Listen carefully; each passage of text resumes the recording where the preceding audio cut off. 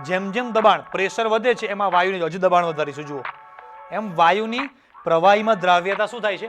વધે છે. 10, 11, 12, 13, 14. ચાલો ભાઈ જલ્દી, લીંબુ સિકંજી તૈયાર છે. જો જે પરપોટા જે પાણીના ઉપર આવે છે ને સ્પીડમાં એ દ્રાવ્યતા ઘટે છે. અંદર જે CO2 વાયુ આપણો દ્રાવ્ય થયેલો છે ને એ CO2 વાયુ જુઓ. નીટની એક્ઝામમાં અહીંયાથી ક્વેશ્ચન એક્ઝેક્ટ વર્ષ ભૂલી ગયો છું, લાસ્ટ 2-4 વર્ષમાં જ ક્વેશ્ચન આવેલો છે. હવે બધી નાની નાની જે ટ્રીક છે બધી તમને વચ્ચે વચ્ચે સાથે સાથે હું તમને કહેતો રહીશ. વાયુમય દ્રાવ્યની પ્રવાહીમાં પ્રવાહી દ્રાવકમાં દ્રાવ્યતા. સાદી ભાષામાં સમજીએ તો પાણીમાં આપણે જે પણ અલગ અલગ બધા કોલ્ડ ડ્રિંક્સ, એમાં સ્પેશિયલી સાદી સોડા આપણે જેને કહીએ છીએ કે એમાં પાણીમાં જે CO2 વાયુ દ્રાવ્ય કરેલો હોય છે ને એ, તો અહીંયા તાપમાનની આપણને અસર આપેલી છે. પણ આપણે તાપમાનની અસર અત્યારે હમણાં પહેલાં સમજવી નથી. મેઇન પહેલાં આપણે દબાણની અસર સમજીએ તો તાપમાનની તરત ઓટોમેટિક જલ્દી ખબર પડશે. બરાબર. હવે જુઓ દબાણની અસર. વાયુની પ્રવાહીમાં દ્રાવ્યતા દબાણના વધારા સાથે વધે. વાયુની પ્રવાહીમાં દ્રાવ્યતા દબાણના વધારા સાથે વધે. વાક્ય બહુ મસ્ત છે. આને સમજાવવા માટે બુકમાં ઘણું બધું લાંબુ વર્ણન, આ બે ઇમેજ આપણને આ પિક્ચર આપીને ત્યાં આપેલું છે. એના કરતાં તમને એનિમેશનમાં બહુ જ પરફેક્ટ ખબર પડશે. જુઓ નીચે અહીંયા પાત્રમાં આટલે સુધી એક પ્રવાહી છે, ઉપર અહીંયા જે ગ્રીન કલર છે ડોટ ડોટ ડોટ દેખાય તમને ગ્રીન, એ બધા કોઈના કોઈ એક વાયુ છે. આ આપણું પિસ્ટન છે. જુઓ છે જેમ જેમ દબાણ પ્રેશર વધે છે એમાં વાયુની હજુ દબાણ વધારીશું. જુઓ એમ વાયુની પ્રવાહીમાં દ્રાવ્યતા શું થાય છે? વધે છે. સાઈડમાં અહીંયા પ્રેશરનો કાંટો પણ જુઓ, જો આમ આગળ જાય છે. હજી પણ પ્રેશર આપણે વધારીશું એટલે પ્રેશર હજી પણ વધશે. જુઓ છે. હા, તો જેમ જેમ પ્રેશર વધતું જાય છે એમ આ વાયુની પ્રવાહીમાં દ્રાવ્યતા શું થાય છે? વધતી જાય છે. હવે આ બુકમાં આપણી જે બુકમાં એના દ્વારા તમે સમજવા જાઓ તો 10, 15, 20 વાક્યો વાંચો ત્યારે ખબર પડે તો ઠીક છે. બટ આ તો પરફેક્ટ તમને કન્સેપ્ટ તમારો અહીંયા શું થઈ જવાનો છે? ક્લિયર થઈ જવાનો છે. હવે આની આ જ વસ્તુ આપણે એક ડેમોન્સ્ટ્રેશનથી પણ તમને હમણાં સમજાવીશ એટલે તમને બહુ જ વધારે ડિટેલમાં ખબર પડશે કે અચ્છા કેવી રીતે આ વાયુ પર તમે દબાણ આપો તો એ વાયુની પ્રવાહીમાં દ્રાવ્યતા વધતી હોય છે. બરાબર. આપણે થોડી વારમાં ડેમોન્સ્ટ્રેશન સમજીએ, થોડુંક આપણે આગળ જવા દઈએ. અહીંયા શું કહે છે આપણને? યસ, આ કોલ્ડ ડ્રિંક વાળું એક્ઝામ્પલથી આપણે સમજીએ, પછી લાઈવ એક ડેમોન્સ્ટ્રેશન તમને સાથે પણ બતાવું. તો છોકરાઓ તમને બધાને કોલ્ડ ડ્રિંક તો ખબર જ છે આ ટાઈપના. અહીંયા આ કોકોકોલા કંપની સાથે અમારી કોઈ ડીલ થયેલી નથી. એવું નથી કે લાઈવ ક્લાસમાં તમે કોકોકોલા બતાવજો પછી આ વિડીયો તમે યુટ્યુબ પર મૂકજો તો સ્પોન્સર વિડીયો છે, કોકોકોલા કંપની મને પૈસા આપશે, એવું કંઈ છે નહીં. બરાબર. પણ આ જસ્ટ જે પણ ફોટો અમને ઇન્ટરનેટ પરથી મળ્યો છે મેં મૂકેલો છે. સમજાવવાની વાત એ છે અહીંયા કે અહીંયા આ જે પણ કોઈ પણ કોલ્ડ ડ્રિંક છે એમાં ઉપર અહીંયા સોરી આ જગ્યા ઉપર, હા આ જગ્યા ઉપર ખાલી જગ્યા કેમ રાખેલી છે અહીંયા? કોઈ મને કહેશે? ચાલો કે અહીંયા કોઈ પણ કોલ્ડ ડ્રિંકની બોટલ લઈએ આપણે, ઉપર અહીંયા આટલી જગ્યા ખાલી કેમ હોય છે? કોઈ કહેશે કંપની થોડું સસ્તું પડે ને એટલે, હે ને, ફાયદો થઈ જાય કંપનીવાળાને. હા બોલો, ચાલો કારણ. બોલો બોલો શું કારણ હશે? કેમ ઉપર જગ્યા રાખે છે? હા આપણે ખાલી આજ સુધી કે પીધી જ છે કે હવે જગ્યા હોય છે એ ખબર હોતી જ નથી કે અમુકને, ઘણા બધાને તો અમુકને કારણ પર કદાચ નહીં ખબર હોય. ચાલો કારણ એનું એવું છે છોકરાઓ કે આ જે પણ કોઈ CO2 વાયુ છે ને એની અમુક તાપમાન એટલે કે અમુક નીચા તાપમાને જ CO2 વાયુ પાણીમાં સરસ દ્રાવ્ય થાય. પણ ઓરડાના તાપમાને રાખો કે થોડું ઘણું તાપમાન વધારે હોય તો CO2 વાયુ સરખો અંદર દ્રાવ્ય થશે નહીં. તો CO2 વાયુને રહેવા માટે મતલબ કે બોટલનું ઉપર ઢાંકણ કેપ તો બંધ છે તો CO2 માટે પણ જગ્યા જોઈશે કે નહીં જોઈએ? તો આપણે આગળ એક જે સેન્ટેન્સ વાંચ્યું કે જેમ દબાણ વધે તેમ એ પણ જે પણ કોઈ વાયુ છે એની પ્રવાહીમાં દ્રાવ્યતા વધે. એક આપણે થોડુંક ડેમોન્સ્ટ્રેશન લાઈવ પ્રેક્ટિકલ કરીને સમજીશું. બરાબર. તો સર થોડુંક વિડીયો, હા એક ઇન્સ્ટ્રુમેન્ટ લાવો આપણું અને થોડુંક ઝૂમ કરજો એટલે ખબર પડે છોકરાઓને બધાને. હા આપણી પાસે છોકરાઓ તમે પણ આવું આ મશીન જોયું હશે, સોડા મેકિંગ મશીન છે, ઘરે સોડા બનાવવાનું. હા ઝૂમ ઝૂમ યસ. ચાલો તમને દેખાય છે આખું મશીન કમ્પ્લીટ અહીંયા? હા આ અમારો સ્ટુડિયો છે. આ ગ્રીન સ્ક્રીન છે. કદાચ કોઈક વાર અમારે ગ્રીન સ્ક્રીનમાં રેકોર્ડિંગ કે કરવાનું, અમે ગ્રીન સ્ક્રીનમાં રેકોર્ડિંગ કરીએ છીએ. ચાલો આ મશીન તમે કદાચ કોકના કોક વાર છોકરાઓ તમે બધાએ જોયેલું હશે. બરાબર. આપણા બધાના ઘરે આવું હોમમેડ સોડા મેકિંગ મશીન કહેવાય. કોઈ કંપનીવાળા ભાઈ વેચવા આવ્યા હોય એવું તમને થોડીક વાર લાગશે. બરાબર. પણ હું આ મશીન વેચવા માટે આવ્યો નથી. તો જો અહીંયા આની પાછળ બેગ પાછળની બાજુ અહીંયા એક, હા બધું લાઈવમાં જોશો તો જ પરફેક્ટ ખબર પડશે બધી જ વસ્તુ. કન્સેપ્ટ જેટલા તમારા પરફેક્ટ ક્લિયર થશે એટલે ઓટોમેટિક તમને સબ્જેક્ટમાં મજા આવશે. બધા છોકરાઓને કેમેસ્ટ્રી સબ્જેક્ટ ગમતો નથી, બહુ ડેન્જર લાગે છે સબ્જેક્ટ, બહુ હાર્ડ લાગે છે. બસ મારું કામ જ આટલું છે કે તમને હું કન્સેપ્ચ્યુઅલ ફંડામેન્ટલ આપણે સમજીશું ને એટલે ઓટોમેટિક સબ્જેક્ટમાં ઇન્ટરેસ્ટ આવશે. ઇન્ટરેસ્ટ આવશે તમે ઘરે વાંચવા જ માંડશો કે હાર્ડ લાગશે જ નહીં. મેઇન વસ્તુ ઇન્ટરેસ્ટની છે. આપણને બધાને IPL જોવાની મજા આવે છે. સેમ આવી નવી કોઈ કન્ટ્રીમાં હોકીની કે ફૂટબોલની ગેમ હોય તો આપણને મજા નથી આવતી. કેમ? એમાં ઇન્ટરેસ્ટ નથી. બરાબર ને? બેઝબોલની છે, તમારામાંથી કેટલા જણા આવ્યા છે કે રોજ કોઈના કોઈ ટેનિસની મેચ કોઈ જગ્યાએ ચાલુ હોય, તમને ખબર હોય કે આજે આટલા વાગે રાત્રે ટેનિસની મેચ છે, બેડમિન્ટનની મેચ છે? ના રે ભાઈ, આપણને એમાં ઇન્ટરેસ્ટ પણ નથી અને અડધી ખબર પણ પડતી નથી. પણ ખબર પડવા માંડે એટલે ઓટોમેટિક ઇન્ટરેસ્ટ આવશે ને ઇન્ટરેસ્ટ આવશે એટલે તમે વાંચવા માંડશો જ. મારે કહેવું પણ નહીં પડે, તમારા પેરેન્ટ્સે પણ તમને કહેવું નહીં પડે કે ભાઈ બેટા ભણ. તો જુઓ છોકરાઓ, આ જે છે એની પાસે અહીંયા CO2 ગેસનો એક સિલિન્ડર, એટલે કે અહીંયા અંદર સિલિન્ડર તો ખબર પડશે તમને, બરાબર? ચાલો, એ સિલિન્ડર છે અહીંયા. હવે આ મશીન લગભગ એકાદ મહિનાથી 2 મહિનાથી અમારા ઘરે એમને એમ પડ્યું છે. CO2 આની અંદર છે તો ખરો જ, પણ હવે કેટલો છે કેટલો નહીં મને કંઈ એટલી બધી વધારે ખબર નથી. બરાબર, જોઈએ છે આપણે. કદાચ હમણાં હું ક્લિક આમ દબાવું અને CO2 ના પણ નીકળે તો ફરી પાછો એક્સપેરિમેન્ટ આપણે કાલે કરીશું. અત્યારે હું બંધ કરતો ત્યારે મને યાદ આવ્યું કે ભાઈ આમાં તો છે નહીં. આની અંદર એક નીચે બોટલ છે છોકરાઓ, બોટલમાં અહીંયા સુધી પાણી ભરેલું છે, લગભગ તમને દેખાતું હશે, રાઈટ? ચલો હવે જો અહીંયા ઉપર એક બટન છે, હું પ્રેસ કરીશ આ રીતે. હા, એટલે શું થયું? CO2 આની અંદર, આ જે છે વેસલ, જે પણ પાછળ જે સિલિન્ડર છે એ સિલિન્ડરની અંદર CO2 પ્રેશર કરી અને પ્રેશરાઇઝ ભરેલો છે. હું અહીંયાથી દબાઈશ એટલે એ વધારે આની અંદર ઓગળશે. જોજો, હવે તમારે ગણતું રહેવાનું છે આમાં, બરાબર? 1 થયું, 2 3 4 5 6 7 8 9 10 11 12 13 14 15 વાર આપણે કર્યું. એકચ્યુઅલી આની ઉપર લખ્યું છે 5 ટાઈમ્સ.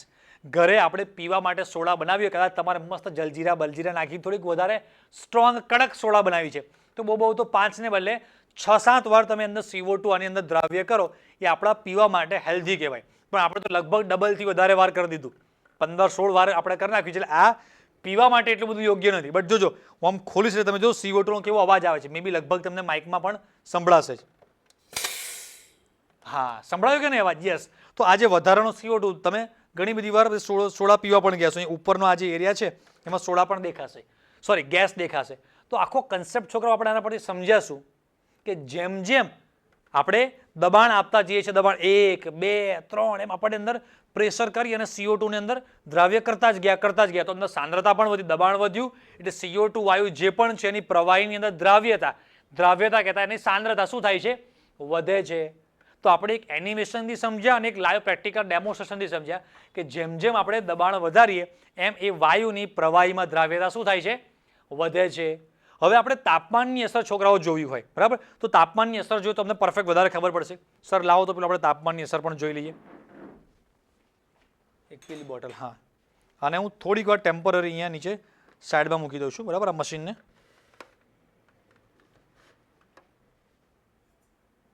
આ લઈ લેજો, અહીંયા માઉસ ને બધું લાવો, અહીંયા મૂકી દો બધું. હા, મારી પાસે એક આ બોટલમાં મેં ગરમ પાણી લીધેલું છે. એ ગરમ પાણીને આપણે એક પ્લાસ્ટિકનો ડબ્બો છે, બરાબર? અમારા ઘરનો કોઈ બી એક પ્લાસ્ટિકના ડબ્બામાં હું ગરમ પાણી લઈશ. ગરમ પાણી લીધા પછી આ જે આપણે નાનું આપણે એક બીકર લીધેલું છે, બીકરમાં આપણું આ જે સોડાવાળું જે દ્રાવણ છે આપણે આમાં લઈશું અને પછી એને ગરમ પાણીમાં મૂકીશું. તમને ખબર પડશે કે એકચ્યુઅલી જેની અંદરથી જે પરપોટા, નોર્મલી તમે જોશો ને તો આપણને બધાને ખબર પડે કે સોડા જે પણ છે આપણે ગ્લાસમાં લઈશું એટલે એની અંદર નાના નાના પરપોટા, બબલ્સ કહેવાય, બરાબર ને? જે પણ CO2 વાયુ છે આમ બહાર આવતો હોય, પણ ગરમ પાણીમાં મૂકશો ને એટલે એ બબલ્સ, જે પરપોટા બહાર આવવાની જે સ્પીડ છે ને એ બહુ જબરજસ્ત વધી જશે. કેમ? તો કે તાપમાન વધે છે એમ આ જે પણ કોઈ વાયુ છે આપણો CO2 જે પ્રવાહીમાં દ્રાવ્ય છે, દ્રાવ્યતા ઘટે. એવું આપણે આગળ એક કન્સેપ્ટ છે અહીંયા બુકમાં. યસ, આ રહ્યું. વાયુઓની પ્રવાહીમાં દ્રાવ્યતા તાપમાનના વધારા સાથે ઘટે છે. લગભગ તમને દેખાતું જશે, કદાચ ના વંચાય તો બુકમાં લખેલું છે અને હું બોલ્યો સંભળાય તો છે જ, બરાબર ને? હા, કદાચ આંખો ગઈ હોય, કાન તો ગયા નથી તમારા. તો હવે આપણે પહેલા આની અંદર હોટ વોટર લઈ લઈએ, બરાબર? ગરમ પાણી લગભગ હોવું જોઈએ, રહેવું જોઈએ અત્યાર સુધી તો.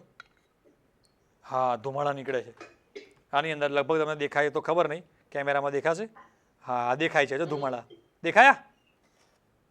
તમને દેખાડવામાં માને હાથ દજાય છે. હા, ચાલો આની અંદર હું ગરમ પાણી લઈ લઉં છું. દેખાય તમને ધુમાડા? હા યસ, આમાં હોટ વોટર લીધું છે મેં, એકદમ આંગળી બી નખાય નહીં એવું, બરાબર.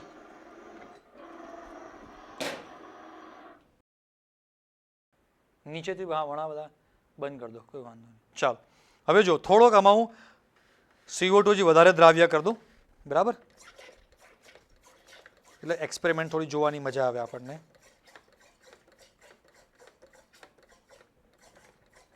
એકદમ પહેલા 10-15 વાર તો કરી દીધું, થોડો નીકળી ગયો તો આ બીજું 10-15 વાર વધારે કરી દીધું. ફાટી ના જાય તો સારું બોટલ. હા ચાલો ભાઈ જલ્દી, લીંબુ સિકંજી તૈયાર છે. હા જોવા મળે ધુમાડા નીકળતા દેખાશે તમને. હવે હું આમાં ગ્લાસમાં લઉં છું, જોવા થોડુંક નજીક લઈ આવડે તમને પરફેક્ટ દેખાય આમાં. હા દેખાય છે? યસ. હવે આમાં તમને પરપોટા પણ નીકળતા દેખાશે બહાર, જુઓ ગ્લાસમાં એમ ઉપર આવતા હોય જનરલી તો બધાને દેખાય છે, ખબર પડે કે નહીં? એની કોઈક સ્પીડ છે. હવે એને હું ગરમ પાણીમાં મૂકીશ એટલે પરપોટા બહાર આવવાની જે સ્પીડ છે તમે જોશો જબરજસ્ત વધી જવાની. હા પહેલા કરતા હા, અને મેં ગરમ કર્યું છે એટલે તમે જોજો નજીક લાવીને બતાવું. હા જે થોડુંક ગરમ આપ્યું ને, જે પરપોટાની જે સ્પીડ છે પહેલા કરતા આના કરતા થોડું હજી વધારે ગરમ કરવું અંદર, એટલે જોજો જો આ જે પરપોટા જે પાણીના ઉપર આવે છે એની સ્પીડમાં એ દ્રાવ્યતા ઘટે છે. અંદર જે CO2 વાયુ આપણો દ્રાવ્ય થયેલો છે ને એ CO2 વાયુ જુઓ છે એકદમ સ્પીડમાં બહાર આવે છે. જેટલો વધારે ગરમ હોટ બાથ આપીશ, થોડો ડબ્બો મોટો છે એટલે આપણું ફ્લાસ્ક દેખાતું નથી તમને ડબ્બાની અંદર રાખવું તો, પણ થોડી વાર હજી ગરમ કરી રાખવું આમાં જુઓ. હા અને હવે જુઓ આ દેખાય છે બધાને? યસ આમ થંબ બતાવજો થોડાક. યસ આ બધા એક્સપેરિમેન્ટ ઘરે બેઠા ગંગા એના જેવું છે આ, રાઈટ? તો આ આપણે છોકરાઓ શું આપ્યું અને હોટ વોટર બાથ કહેવાય આને. શું કહેવાય? એટલે કે હોટ આપણે આપીએ છીએ આને.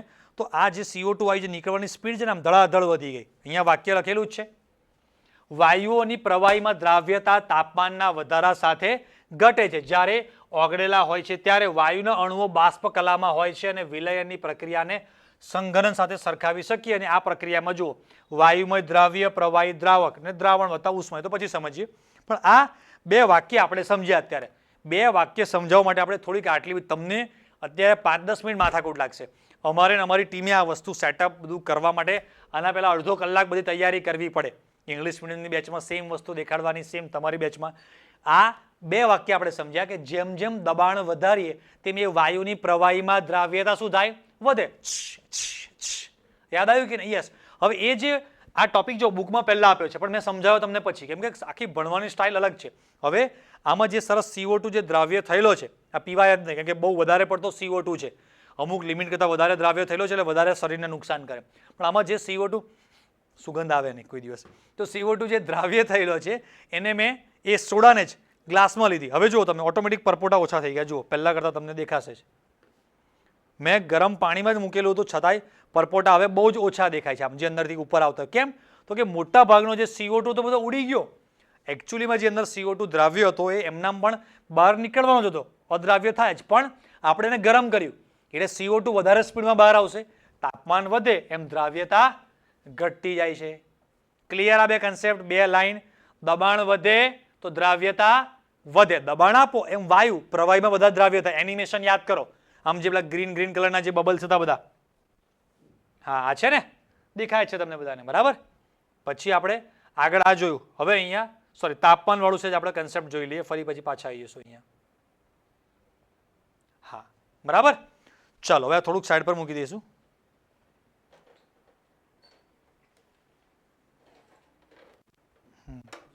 હા આ લઈ લો તો ખાલી સર, ઉપરથી પકડજો, ગરમ લાગશે બે હાથે બસ. ચાલો હવે સર થોડુંક ઝૂમ કરી આપો પાછું, એટલે અમારા છોકરાઓને પરફેક્ટ બનશે. અહીંયા નીચે ગરમ થઈ ગયું છે. ચાલો ચાલો ચાલો, કમ ક્લોઝર. હા આવો. યસ થોડુંક હજી આવે દો. હા થોડું વધી ગયું, સહેજ ઓછું. રેડી એકદમ ઓકે મામા. ચાલો બસ કોઈ વાંધો નહીં, આ બધું ભલે પડી. તો છોકરાઓ હવે આપણે જે ટોપિક આપણે આજે ભણી રહ્યા છીએ, ટોપિક આપણો ચાલે છે વાયુમય દ્રાવ્યની પ્રવાહી દ્રાવકમાં દ્રાવ્યતા. તો દબાણ વાળું સમજ્યા. હવે તાપમાન વાળું સમજીએ કે ભાઈ વાક્ય હતું વાયુઓની પ્રવાહીમાં દ્રાવ્યતા તાપમાનના વધારા સાથે શું થાય છે?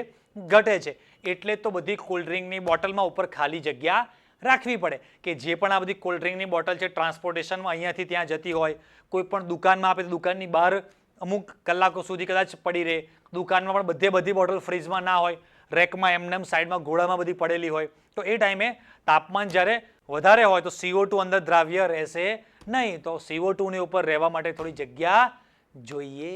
Yes, that's why.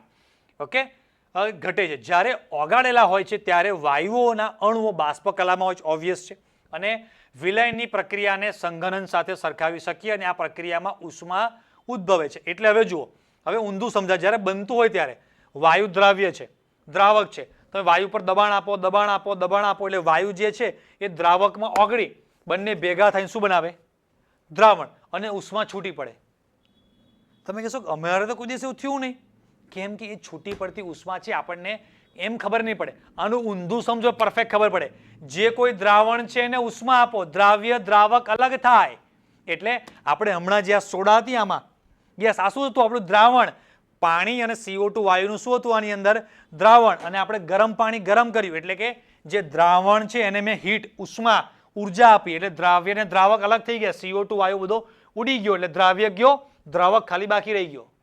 अच्छा, ये मतलब है. हाँ भाई, ये मतलब है इसका. समझ में आया? आम प्रक्रिया उष्मा क्षेपक होवाथी, क्षेपक છે ને ભાઈ, હા, લેસ સેટરલના સિદ્ધાંત મુજબ તાપમાન વધતા પ્રતિગામી પ્રક્રિયા થઈ વાયુમય દ્રાવ્યની. તાપમાન વધારો એટલે પ્રક્રિયા ઊંધી જઈ, દ્રાવ્યતા ઘટે, વાયુ દ્રાવ્ય છે છૂટો પડી જાય અને પ્રવાહી દ્રાવક જે પાણી છે એમનું એમ બોટલમાં, પાત્રમાં રહી જાય. ક્લિયર બધાને? કમ્પ્લીટ? યસ. ચાલો થોડાક આગળ જઈશું છોકરાઓ. હવે બસ આ રીતે સમજશો એટલે કન્સેપ્ટ તમને ઇન્ટરેસ્ટ આવવા માંડશે. બસ કેમિસ્ટ્રી તમને ઇઝી લાગશે. બસ કેમિસ્ટ્રી કે ઇઝી, અને લગાડવાની જવાબદારી મારી. કદાચ હું પણ તમને એમ કહું કેમિસ્ટ્રી સબ્જેક્ટ બહુ હાર્ડ છે, તો તમે બધા કહેશો તો તમારી જરૂર શું? હાર્ડ છે એટલે તો તમારી પાસે આવ્યા. ખબર પડી? તમને બીમાર છો, ડૉક્ટર પાસે, ડૉક્ટર પણ એમ કે સાચી વાત છે, આ રોગ બહુ ભયાનક છે, સારું નહીં જ મટતો, તો તમે ડૉક્ટર છે ના? એમ અમે તમારા ડૉક્ટર છીએ ભાઈ કેમિસ્ટ્રી સબ્જેક્ટના. તો યાર મારફાટ ડૉક્ટર છીએ, મટાડી દઈશું તમને, બરાબર ને? ચાલો, ડૉક્ટરની આ હેનરીનો નિયમ સ્ટાર્ટ કરતા પહેલા એક ડૉક્ટરનો જોક્સ વળી યાદ આવ્યો તો કહી દઉં તમને, બરાબર? એક જગ્યાએ લખેલું હતું એન્જિનિયર ડૉક્ટર. એન્જિનિયર ડૉક્ટર ભેગા કેમ નાખે છે? એન્જિનિયર ડૉક્ટર, એક ભાઈને બહુ ટાઈમની તકલીફ હતી, ઘણા ડૉક્ટરને બતાવ્યું, મટે જ નહીં, મટે જ નહીં, મટે જ નહીં. પછી એમ થયું ચાલો આ કંઈક નવા ડૉક્ટર લાગે છે, નામ ઘણું સારું છે, મળવા જઈએ. એટલે મળવા ગયા. એટલે પછી તમે એન્જિનિયર ડૉક્ટર કેવી રીતે? તો કે જો ભાઈ મેં પહેલાં કરેલું છે એન્જિનિયરિંગ, પછી લાગ્યું કે એમાં કંઈ બહુ હમણાં કંઈ મજા આવતી નથી ને પછી નોકરી મળતી નહોતી, એટલે પછી મેં કરી નાખ્યું, ફરી નીટની એક્ઝામ આપી, ઓનલાઈન એક કોર્સ લીધો તો મેં મહારથી બેચ નામનો, અજય સર જોડે ભણ્યો, અને પછી મેં નીટ ક્લિયર કરી અને MBBS કમ્પ્લીટ કર્યું ને અત્યારે હું ડૉક્ટર છું. બહુ સરસ, બરાબર? એટલે હવે હતો મારો સ્ટુડન્ટ, એટલે હોય મારા જેવો જ. તો હવે જે પેશન્ટ હતો એ પેશન્ટ ત્યાં ભાઈ ગયા કે મને છેલ્લા મહિનાથી બહુ જ કબજિયાત છે, હું ગમે તે કરું છું પણ બહુ જ ડૉક્ટરને બદલ્યા, પણ મને ઝાડો સાફ આવતો નથી, પેટમાં બહુ જ દુખે રાખે છે, અમુક વાર તો 3-3, 4-4, 5-5 દિવસ સુધી ટોયલેટ 2 નંબર જવાનું થતું નથી. ડૉક્ટર કે થઈ જશે કામ તમારું. કેવી રીતે? આવો કે કરી દે ચેક.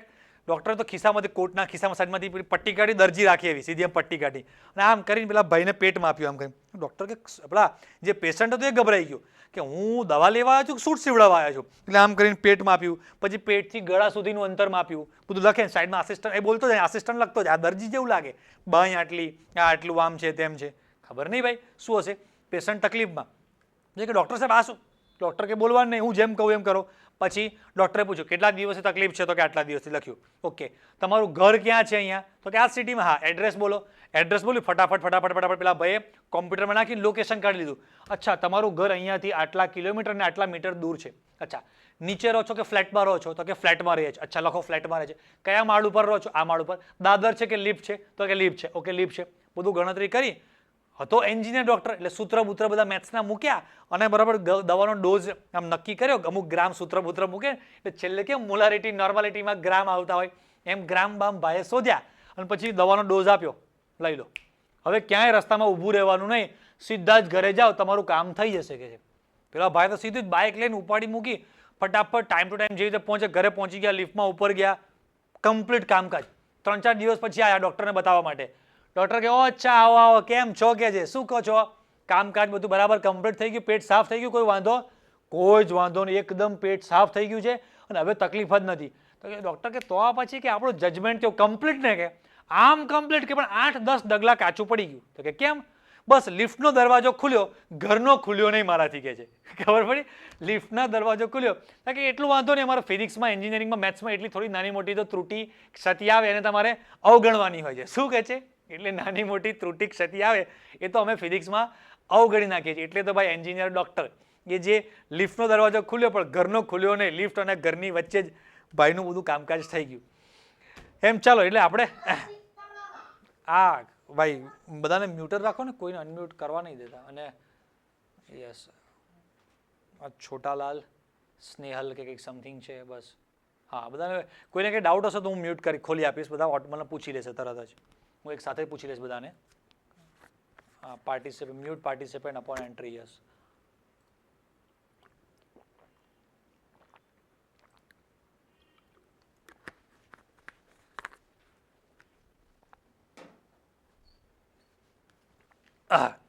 ચાલો છોકરાઓ, હવે આપણે નેક્સ્ટ હેનરીનો નિયમ 4 માર્ક્સ માટે મોસ્ટ આઈએમપી થિયરી છે આપણા માટે. બરાબર? જુઓ, સ્ટેપ બાય સ્ટેપ પહેલા કન્સેપ્ચ્યુઅલ લોજિક મેં તમને આખો એક્સપેરિમેન્ટ આ તે બધું તમને મેં સમજાવ્યું જ છે. બરાબર? હવે એક્સપેરિમેન્ટ અને હવે થિયરી શું કહેવા માંગે છે મેઇન જોજો. આખું મસ્ત કન્સેપ્ચ્યુઅલ સમજી લીધું છે.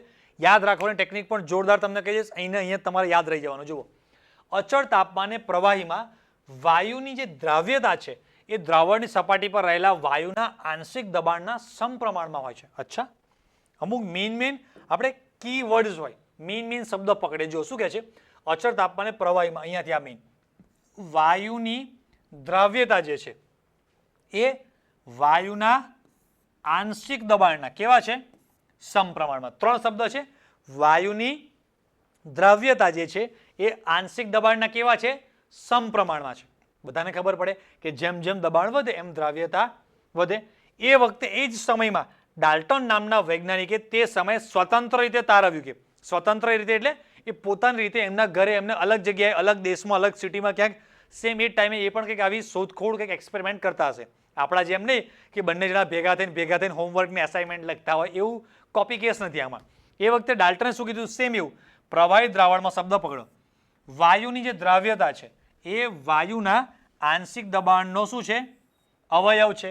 ભાઈ અવયવ એટલે મેથ્સ વાળા છોકરાને ખબર હશે, ઇંગ્લિશમાં કહેવાય એને ફંક્શન, એટલે કે ડિપેન્ડ્સ ઓન, એના આધારિત, એના પર આધાર રાખતો, એના સમપ્રમાણમાં જ શબ્દ લગભગ, મતલબ કે એના આધારે બદલાઈ શકે. ઉદાહરણ તરીકે કે આપણું છોકરાઓ, નાના જે છોકરાઓ હોય, બરાબર, એની વાત કરું છું, તમારા જેવા બધા કોઈ પણ હોય, કે એની વજન અને હાઇટ ઉંમરના અવયવ છે. નાના છોકરાઓ માટે એનો વજન અને એની ઊંચાઈ તેના ઉંમરના અવયવ કહી શકાય. મતલબ કે જેમ જેમ ઉંમર વધે એમ નાના છોકરાનું ધીરે ધીરે વજન પણ વધતું જાય અને હાઇટ પણ વધતી જ હોય છે. અમારા જેવા મોટા માટે આ લાગે નહીં. બરાબર ને? અમે બધા બહુ, હા, એમ અમુક પેલા નથી કહેતા કે 2 હોય, વાંઢા હોય અને કુંવારા હોય, એમ અલગ. એમ અમે બધા મોટી ઉંમરના કહેવાય, એમ વાંઢા અને કુંવારા જેવું છે. તો જુઓ, અહીંયા વાયુની દ્રાવ્યતા વાયુના આંશિક દબાણનો હોય છે. સેમ એનો ઉપર જે મતલબ છે કે જે દ્રાવ્યતા છે એ આંશિક દબાણના સમપ્રમાણમાં. શબ્દ પકડજો, ઉપર શબ્દ શું હતો?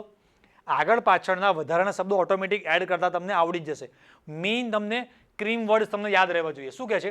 વાયુની જે પણ કોઈ દ્રાવ્યતા છે, બરાબર, કે જે વાયુ છે એની દ્રાવ્યતા છે કે દબાણ આપો એટલે વધે છે, એટલે વાયુની દ્રાવ્યતા દબાણના સમપ્રમાણમાં.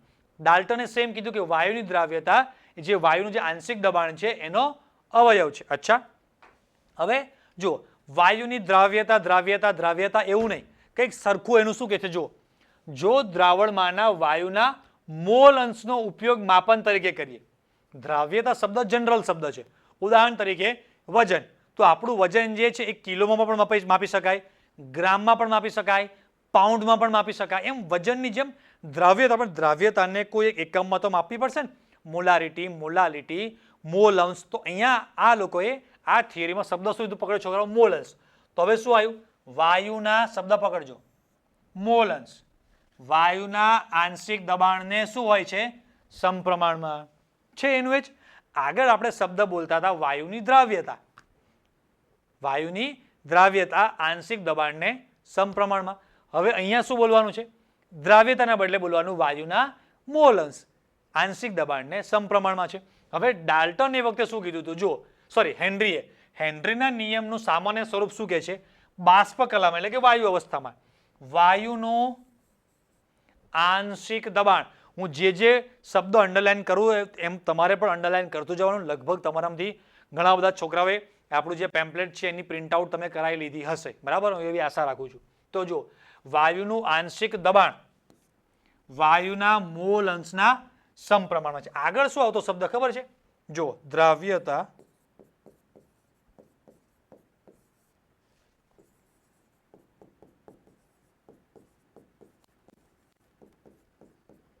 દબાણ, બરાબર? દ્રાવ્યતા ચલે છે આંશિક દબાણ. દ્રાવ્યતા એ આંશિક દબાણના સમપ્રમાણમાં છે. એવું ઉપર 2-3 વાક્યો આવે. અહીંયા પણ એવું જ છે. જો દ્રાવ્યતા અથવા તો મોલ અંશ. યસ ઓર નો? હા. પણ હવે આ હેનરી વાળું જે ચોથું વાક્ય છે કેવી રીતે લખવાનું? ઊંધું કરી દેવાનું. આંશિક દબાણને આગળ લઈ લેવાનું, દ્રાવ્યતાના પાછળ. એટલે શું લખવાનું હવે અહીંયા? આ રીતે. આ યાદ રાખવાની એક ટેકનિક તમને બતાવું છું. આંશિક દબાણ મોલ અંશના સમપ્રમાણ છે. ભાઈ મતલબ તો એક જ થયો. સમજાય છે? તો વાક્ય યાદ રહેશે. પહેલા 3 વાક્યમાં આપણે શું કરીએ છીએ? દ્રાવ્યતા આંશિક દબાણને સમપ્રમાણમાં છે, બરાબર? પહેલા 2 વાક્યમાં. પહેલું વાક્ય સમજો સ્ટેપ બાય સ્ટેપ. દ્રાવ્યતા આંશિક દબાણને સમપ્રમાણમાં. બીજું ડાલ્ટને શું કીધું હતું? સેમ આનું આજ. દ્રાવ્યતા આંશિક દબાણ પણ સમપ્રમાણ શબ્દ ના આવ્યો. શું છે એનો? અવયવ છે. એવું વાક્ય આવ્યું હતું. ત્રીજું વાક્ય શું આવ્યું? કે ભાઈ આ દ્રાવ્યતા શું મંડ્યા છો? કંઈક નામ તો પાડો. એટલે આપણે નામ પાડ્યું મોલ અંશ. તો ભાઈ મોલ અંશ આંશિક દબાણને સમપ્રમાણમાં છે. આ વાયુના મોલ અંશ એના આંશિક દબાણને સમપ્રમાણમાં છે. પણ હવે જે ફાઇનલ મેઇન હેનરીનો નિયમ છે એમાં આમ આગળ પાછળ કરી નાખો. શું? આંશિક દબાણ પહેલા શબ્દ લઈ લો. આંશિક દબાણ મોલ અંશને સમપ્રમાણમાં છે. A = B. તો B = A લખી શકાય એવી રીતે? હા, ચલો.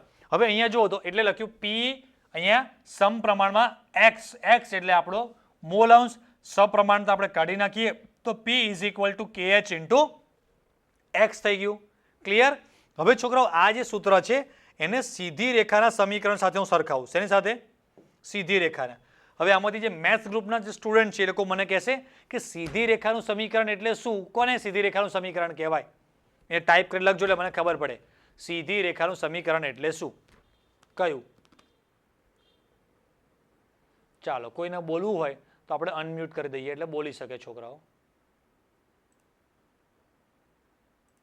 હા, ચાલો.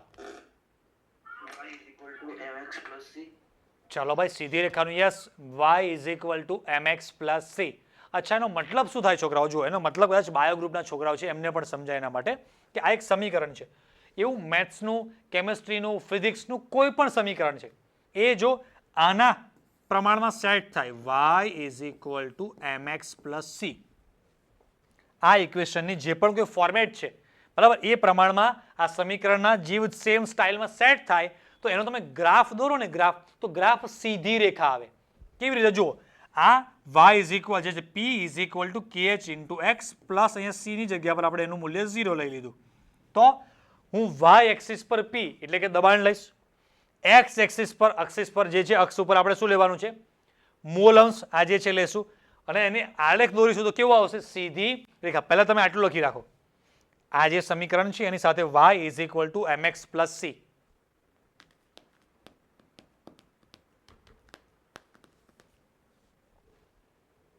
લખ્યું? ચાલો. હા, તો જુઓ આપણું જે સમીકરણ છે હું અહીંયા ફરીથી લખી દઉં. y = mx + c અને આપણું મેઇન જે છે P = KH × x. એટલે કે y અક્ષ ઉપર આપણે P આંશિક દબાણ લેવાનું તો છે જ આ રહ્યું. x અક્ષ ઉપર અહીંયા આ સ્મોલ x છે, બરાબર, અને આ જે x છે એ આપણો મોલ અંશ. તો અહીંયા x અક્ષ ઉપર શું લીધેલું છે? મોલ અંશ. આ રહ્યું. અહીંયા એક્ઝામમાં તમારે આ લખવાની આવું જરૂર નથી. HCl નું આંશિક દબાણ, HCl ના સાયક્લોહેક્સેન, કંઈ જ નહીં. ખાલી અહીંયા આંશિક દબાણ, આ બાજુ મોલ અંશ. અને એનો તમે આલેખ દોરશો છોકરાઓ, આલેખ કેવો આવે આપણો? સીધી રેખા. ચલો, કોઈ મને કહેશે કે આ આલેખનો ઢાળ શું થશે? મેથ્સ વાળાને આવડતું હશે, 11th મેથ્સમાં આવે છે આ બધી વસ્તુ. આલેખનો ઢાળ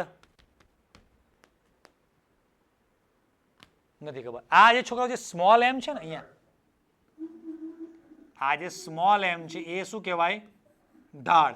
એટલે કે આ જે પણ કોઈ લાઈન છે એનો તમે આ જુઓ, આ ઢાળ, અને ઢાળ બરાબર થાય KH. શું થાય? ઢાળ બરાબર KH. સમજાય છે? એટલે કે જુઓ અહીંયા સ્મોલ એમ છે એ KH નું મૂલ્ય છે. આ મેથ્સનું એક સૂત્ર છે કે કોઈ પણ આવું તમારું સમીકરણ છે એ y is equal to mx plus c સ્વરૂપમાં જો સેટ થઈ ગયું તો y અક્ષ પર આને લઈ લો, x અક્ષ પર આને લઈ લો, જે પણ લાઈન દોરશો એ સીધી રેખા આવશે અને એનો ઢાળનું મૂલ્ય સ્મોલ એમ એટલે ઢાળ, ઢાળનું મૂલ્ય અહીંયા આ સમીકરણમાં KH જેટલું આવશે. બરાબર? આ તમારે અમુક જગ્યાએ ગુજરાત બોર્ડ છે, ગુજસેટ છે, નીટ છે, બધામાં પૂછાતું હોય છે. એટલે MCQ માટે તમારે લખી રાખવાનું. આ જેટલી પણ મેં માહિતી લખી એ બુકમાં છે, તમારી પાસે પેમ્પલેટ હોય તો પેમ્પલેટમાં ગમે ત્યાં લખી રાખો. ચાલો, કે અહીંયા આ જે ગ્રાફ છે એમાં આટલું એડ કરી દેવાનું, ઢાળનું મૂલ્ય આવશે KH. MCQ માં પૂછાતું હોય છે. બાજુમાં વાક્ય શું છે આપણે જોઈએ. જો વાયુના આંશિક દબાણ વિરુદ્ધ છે જ, આંશિક દબાણ વિરુદ્ધ મોલ અંશનો આલેખ દોરીએ તો તે ઉપર દર્શાવ્યા મુજબ મળશે. કેવો? સીધી રેખા. આ વાક્યને તમે બેને ભેગા કરી દેશો તો પણ ચાલે. હો, આંશિક દબાણ વિરુદ્ધ મોલ અંશનો આલેખ દોરો તો સીધી રેખા મળે અને ઢાળનું મૂલ્ય MCQ માટે આ બધું પૂછાશે, ટીક કરી રાખજો. MCQ માટે ઇમ્પોર્ટન્ટ છે આખું. એ બોર્ડ, ગુજસેટ, નીટ બધા માટે ઢાળનું મૂલ્ય KH આવે. હવે જોજો મસ્ત, જેમ KH નું મૂલ્ય વધારે તેમ વાયુમય દ્રાવ્યની દ્રાવ્યતા ઘટે. Most important sentence. IMP for GUJCET and NEET. શું કેવી રીતે ક્વેશ્ચન પૂછાશે હું તમને કહું છું. દરેકે દરેક જગ્યાએ લાઈનમાં તમને સાથે સાથે હું કહેતો જઈશ કે આમાં ગુજસેટ માટે કેટલું ઇમ્પોર્ટન્ટ છે, નીટ માટે કયું ઇમ્પોર્ટન્ટ છે, બધું જ. બરાબર? હવે છોકરાઓ જોજો, આને સમજવું કેવી રીતે. પહેલા અહીંયા જોઈએ આપણે step by step.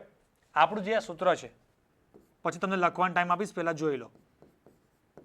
P is equal to KH into X. X ને હું સૂત્રનો કરતા બનાવું તો X બરાબર P ભાગ્યા KH એવું થાય.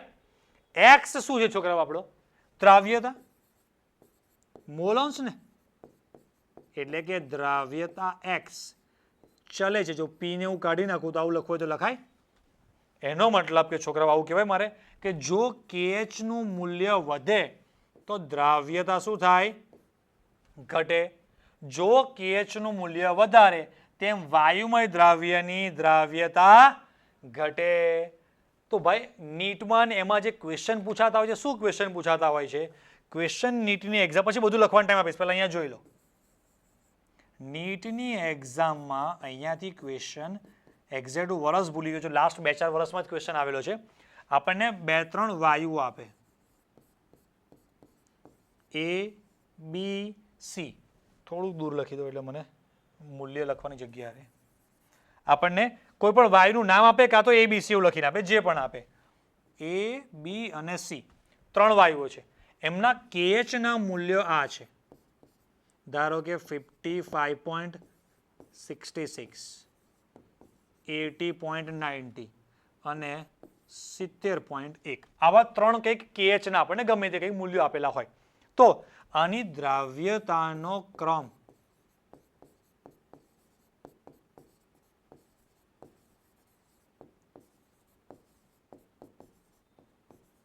શું થશે?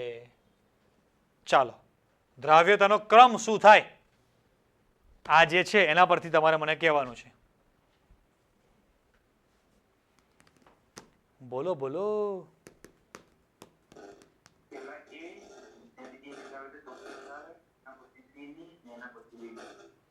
જો KH નું મૂલ્ય વધે એમ દ્રાવ્યતા ઘટે. સૌથી વધારે KH નું મૂલ્ય આનું છે, સૌથી છેલ્લે આવશે એટલે A, C, B એવું થાય. Yes or no? યસ. તો આન્સર આનો શું આવશે? A, C, B.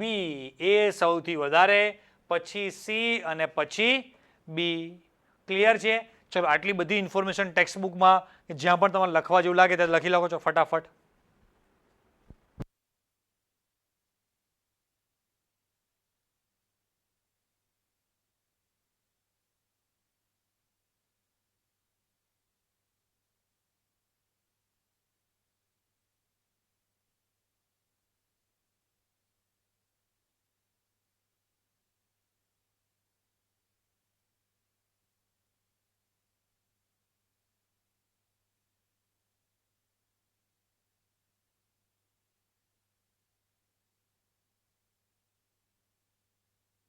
હાલો, ચાલો જઈએ આગળ. ઓકે, ચાલો થોડુંક બાકી છે આ થિયરીનું પૂરું કરીએ. હા, હવે છોકરા સરસ તમને સમજાવવા માટે મેં મસ્ત અહીંયા ટેબલ આપેલું છે. ટેબલ એટલે બતાવવાનું છે, એક્ઝામમાં લખવાનું તો હોતું નથી, પણ અહીંયા જો નીચે વાક્ય શું કહે છે? તાપમાન વધતા KH નું મૂલ્ય વધે છે. તો દેખાય છે, જો અહીંયા કોઈક આપણે વાયુ લઈએ ઉદાહરણ તરીકે, અહીંયા નાઇટ્રોજન લઈ લો ને. ચલો જુઓ, આ નાઇટ્રોજન વાયુનું 293 અને 303, તો બંને માટે KH ના મૂલ્યો જુઓ. 293 ને બદલે 10 ડિગ્રી સેલ્સિયસ તાપમાન વધાર્યું, સોરી કેલ્વિનમાં 303, તો ઓટોમેટિક KH નું મૂલ્ય શું થાય છે? વધે છે. તાપમાન વધતા KH નું મૂલ્ય વધે છે, એટલે કે વાયુમય દ્રાવ્યની દ્રાવ્યતા ઘટે છે. આ કેવી રીતે પાછું? જો એક બહુ સરસ વસ્તુ આમાં, આ પણ તમારે એક્ઝામ માટે કામની છે, પણ લખવામાં આટલું તમને બધા મારી સાથે એગ્રી કરો છો કે નહીં? દરેકમાં જુઓ, O2 માં પણ તાપમાન વધ્યું એટલે KH નું મૂલ્ય અહીંયા 34 છે, અહીંયા 46 થઈ ગયું, 34 માંથી 46. તાપમાન વધે, KH વધે. એક્ઝામમાં MCQ માટે મોસ્ટ ઇમ્પોર્ટન્ટ બીજું સેન્ટેન્સ લખી રાખવાનું આ રીતે તમારે બાજુમાં, એ લાઈનની બાજુમાં જો આ રીતે. તાપમાન વધે તો KH નું મૂલ્ય શું થાય? વધે. અને KH જો વધે તો દ્રાવ્યતા જે X છે એ શું થાય? ઘટે. કેમ ભાઈ? હમણાં જ કારણ જોયું કે X અને KH એકબીજાના વ્યસ્ત પ્રમાણમાં છે, ઇન્વર્સલી પ્રોપોર્શનલ છે. હા કે નહીં? આ પણ MCQ માટે બહુ જ ઇમ્પોર્ટન્ટ છે.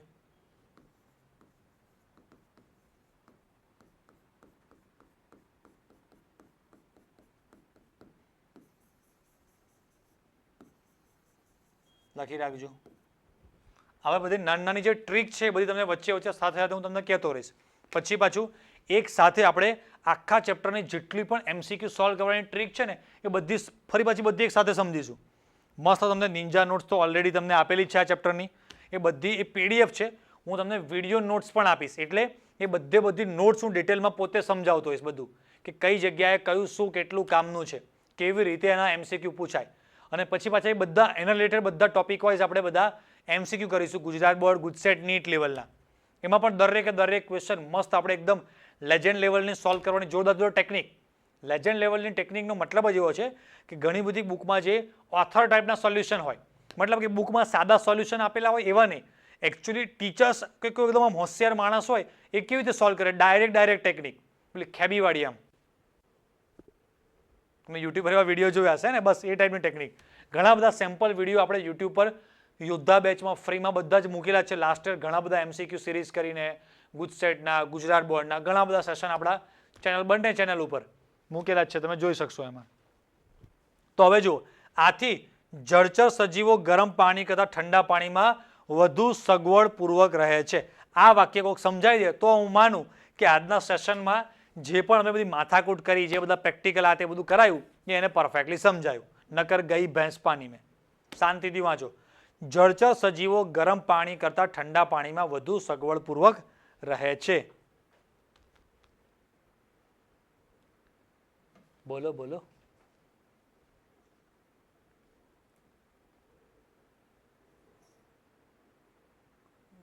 યસ, બોલો પદ્મા જાદવ. જે રીતે આપણે જેમ ગરમ પાણી વધુ પડતા ગરમ પાણીનો ઉપયોગ નથી કરી શકતા, તેમ સજીવો જે જળચર સજીવો છે તે પણ તેમાં પોતાનું જીવન નહીં ટકાવી શકતા. અચ્છા, ચાલો બીજું કોઈ આ હેનરીના નિયમ. જેમ સર પાણી વધારે ગરમ હશે તેમ તેમાં ઓક્સિજનની દ્રાવ્યતા ઓછી હશે તો ઓક્સિજન એ હવામાં જતો રહેશે અને જળચર સજીવોને જીવવા માટે પૂરતો ઓક્સિજન પ્રાપ્ત નહીં થશે. અરે વાહ જીઓ મેરી જાન, ત્યારે સાચી વાત છે. Yes, perfect. પેલા બેને કીધું આન્સર પણ સાચો છે, બટ મીન આપણે હેનરીના નિયમ પ્રમાણે ગણીએ તો હમણાં તમને મેં બતાવ્યું કે જો પાણી ઠંડુ હોય તો એ વાયુ છે એમાં અંદર દ્રાવ્યતા વધારે રહે, તાપમાન વધે એમ વાયુની દ્રાવ્યતા ઘટે. એટલે બધા પેગ્વિનને જે બધા છે ને એવા ઠંડા પ્રદેશમાં દેખાય છે. આપણા સુરતના દમણના દરિયે અને ભાવનગરના દરિયે અને દીવના દરિયે અને દ્વારકાના દરિયે એટલે પેગ્વિન દેખાતા નથી. ખબર પડી કે નહીં?